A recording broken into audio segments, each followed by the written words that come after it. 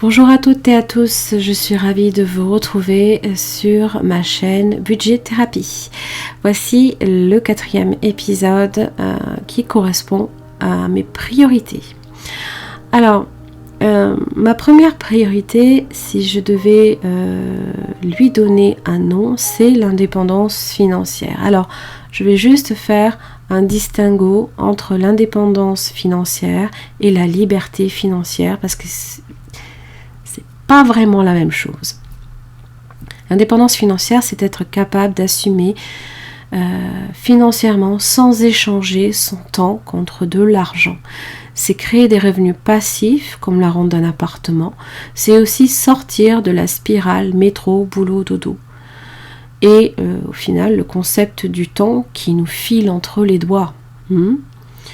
La liberté financière, quant à elle, consiste à générer des revenus passifs qui travaillent pour vous au lieu de travailler pour gagner de l'argent. Mais vous allez me dire, c'est pratiquement la même chose. Oui, mais en fait, vous devez passer d'abord par l'indépendance financière et le prochain palier, si vous souhaitez aller plus loin, c'est vers la liberté financière. Donc, c'est vivre pleinement la vie que l'on souhaite sans aucune contrainte, ni horaire imposé. Consacrer son temps à vivre son idéal, une passion ou ses aspirations. L'argent, au final, n'est plus une finalité en soi. Alors évidemment, à vous de définir votre curseur, à vous de décider justement quelles sont vos priorités et en fonction, évidemment, toujours de vos objectifs. Alors, quels sont les leviers qui vous permettent déjà dans un premier temps d'atteindre l'indépendance financière? Le premier levier, maîtriser les dépenses fixes et variables. Le deuxième, augmenter ses revenus, ses actifs, son patrimoine ou le travail. Et là, quand je dis le travail, c'est par exemple vos revenus, votre salaire. Le troisième levier, selon moi, et il est important, c'est prévoir et anticiper. C'est aussi, d'une certaine manière, affronter la peur de l'échec. N'ayez pas peur non plus de demander de l'aide, c'est important. Je ne dis pas que vous devez tout le temps vous laisser guider par les autres, c'est pas ça que je dis, c'est que par moment, d'avoir peut-être aussi, de demander conseil à quelqu'un d'avisé qui sait de quoi il ou elle parle, c'est important aussi. Toujours garder en tête qu'il est important d'apprendre de ses échecs et non de les laisser nous arrêter et d'abandonner. Avant de réussir, il faut échouer, et c'est tout à fait normal, c'est ce que je vous ai dit. L'échec permet de définir ce que l'on souhaite vraiment au final. Tout tient à ce que vous tiriez parti de vos erreurs. On peut parler d'expérience, car cela fait partie de votre apprentissage. Apprentissage, comme je le rappelle, vous n'avez pas eu l'apprentissage financier, très peu de personnes l'ont eu. Ça c'est pas enseigné à l'école, à moins que vous fassiez peut-être plus tard évidemment des études dans les finances, mais même là, si déjà vous n'avez pas eu des habitudes étant jeune, des habitudes saines, parce que vous avez eu peut-être un modèle parental qui vous a invité au final à vous dépasser et à toujours trouver des solutions en tout, et notamment dans l'argent, c'est pas évident. Donc, restez bienveillant aussi envers vous-même. Je tiens vraiment à préciser ce point parce que on a tendance aussi, déjà d'une, à se laisser à laisser le regard de l'autre au final vous définir. Non. Peut-être trop souvent, il se peut que le regard de l'autre conditionne vos choix. Non, c'est l'autre vie, pas votre vie. C'est votre vie, c'est à vous de définir vos besoins, de définir les choix que vous allez faire. Très important aussi, quels sont vos projets, quels sont vos buts, quels sont vos objectifs. Alors, je l'ai déjà expliqué, ça fera partie d'un épisode c'est les clés du succès. Donc, restez avec moi si vous souhaitez effectivement savoir de quoi je parle. Il est important quand même de bien faire le distinguo entre l'urgent et l'important. Et là, je vous parle de la matrice d'Eisenhower, où on différencie l'urgent et l'important. On différencie l'important, mais ce qui n'est pas urgent. On différencie l'urgent, mais qui n'est pas important. Et on différencie aussi le pas urgent et le pas important. Il y a 4, en fait, comment dire, 4 choses à retenir dans cette matrice. Alors évidemment, l'urgent et l'important, c'est ce qui est à faire absolument, et que peut-être vous ne pouvez faire que vous-même.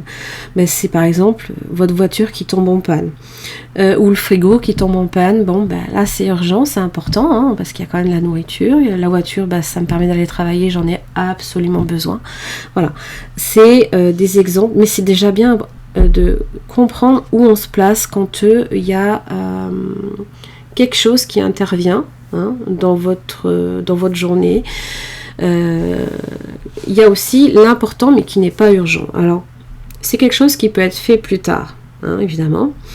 Ça correspond en général au projet aussi que vous aurez également à mener à bien, à terme. Donc prenez votre temps, mais n'oubliez pas que c'est quand même important aussi de les intégrer dans vos priorités, vous l'aurez compris. Alors, ensuite, il y a l'urgent mais qui n'est pas important. Alors c'est ce qui en général il faudra déléguer. Et pour ça, je vous invite à aussi apprendre à dire non quand par moment on vous impose, parce que c'est souvent imposé par les autres. Quand on vous impose quelque chose, moi je sais pas, j'en sais rien, moi ça peut être est-ce que tu peux me donner une attestation, j'en sais rien, d'assurance pour dans mon voyage dans 3 mois. Bon, c'est pas urgent, mais c'est pas non plus important. Peut-être que cette personne peut aussi se débrouiller, aller le chercher lui-même par exemple, vous voyez. Ensuite, il y a le pas urgent et le pas important. Alors, c'est ce qui est à éliminer, à éradiquer de vos journées.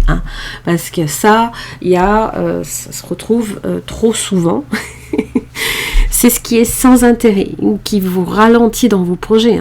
Alors, bon, exemple, c'est regarder son adresse mail toutes les 10 minutes, ou son portable, ou jouer un jeu, j'en sais rien, sur son portable. Bon, si vous êtes dans le bus ou vous êtes dans un train, vous savez pas quoi faire, évidemment, vous pouvez octroyer ce temps-là. Je sais pas, ça vous fait une coupure. Mais quand vous intégrez ce genre de temps-là au milieu de vos projets importants, c'est souvent parasitaire en fait. Donc n'oubliez pas, l'important c'est voir progresser vos objectifs. L'urgent requiert évidemment une attention immédiate. C'est souvent aussi imposé par les autres et avec une échéance donnée. Alors, pardon. Évidemment, surmonter la procrastination. Ne remettez pas au lendemain parce que, évidemment, on peut avoir tendance à se dire ça, c'est pas urgent, je peux le faire demain. Ok, mais si tu as le temps. Je suis désolée. J'ai une petite gêne. Ne remettez pas au lendemain ce que vous pouvez faire le jour même. Tout ça vous le connaissez, ce petit précepte. Parce que vous ne savez pas si demain vous pourrez traiter ce qu'il y a à faire le jour même. Alors il y a aussi un concept assez ça c'est si vous avez fait d'économie, moi j'en ai fait parce que j'avais une formation un petit peu, mais j'en ai fait vraiment pas beaucoup dans ma jeunesse on va dire. La loi de Pareto, alors c'est quoi? 20% de votre productivité peut donner 80% des résultats attendus. C'est le principe de hiérarchisation des priorités. Concentrez ses efforts pour maximiser les résultats. Exemple, 20% des clients vont apporter 80% de votre chiffre d'affaires à une société. Voilà. Alors, comment faire? Identifiez toutes les tâches à faire. Débarrassez-vous des inutiles, donc c'est les pas urgents et pas importants, hein, vous l'aurez compris. Déléguez celles qui peuvent être faites par d'autres aussi. Et concentrez votre attention sur une en particulier que vous savez être importante. Ça, c'est déjà bien important aussi, je me répète, mais d'identifier ce qui est important, afin de réaliser vos objectifs. Quand vous aurez morcelé, en fait, au final, votre journée comme cela, eh ben, le peu que vous aurez fait, en fait, vous aurez gagné un temps monstrueux sur demain, la semaine prochaine, le mois prochain. Vous savez pas, peut-être, mais c'est énorme. Si déjà vous arrivez à comprendre déjà où est votre important et urgent, où est votre important mais pas urgent, et voilà, ce qui fait partie de la matrice d'Eisenhower, c'est génial si vous arrivez déjà à le faire. Parce que, dites-vous une chose, c'est que trop souvent, et ça a été mon cas, hein, mais je vous dis, hein, j'ai fait un travail sur moi pendant 7 ans, je vous laisse à peine imaginer.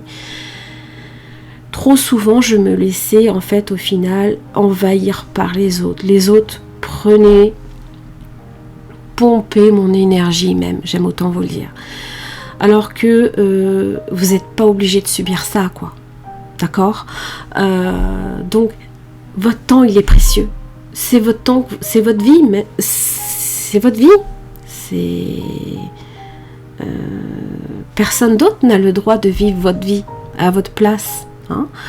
Donc, donnez des priorités à certaines choses. Voilà. Il y en a d'autres qui peut-être, effectivement, peuvent être associés au plaisir, mais ça peut être aussi une priorité, hein, se faire plaisir de temps en temps. Je dis peut-être pas tout le temps, parce que si on se fait tout le temps plaisir, on aura peut-être tendance à confondre les besoins et les petits plaisirs inutiles, et là, c'est là qu'on se met en danger, hein, donc n'oubliez pas, le but il n'est pas de culpabiliser, il est d'être fier de vous, en fait, au final. Voilà.